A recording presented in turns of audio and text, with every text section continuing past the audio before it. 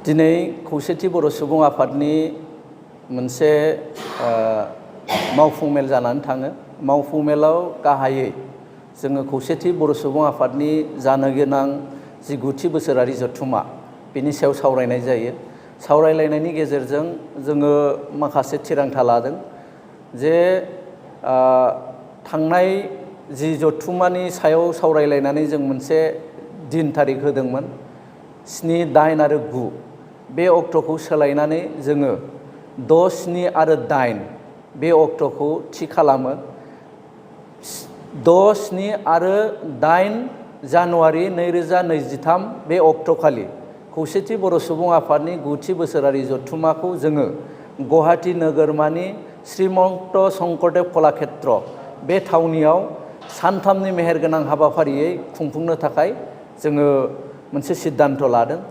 बिनि अनगायैबो आथिखालाव सोलिबाय थानाय माखासे जेंनाफोर बर' हारिनि आरो बर' समाजनि बेफोरनि सायाव जोङो गोथौयै सावरायलायदों। सावरायलायनायनि गेजेरजों जोङो खौसेथि बर' सुबुं आफादनिफ्राय मोनसे बाथ्रानि सायाव खोब नोजोर होदों।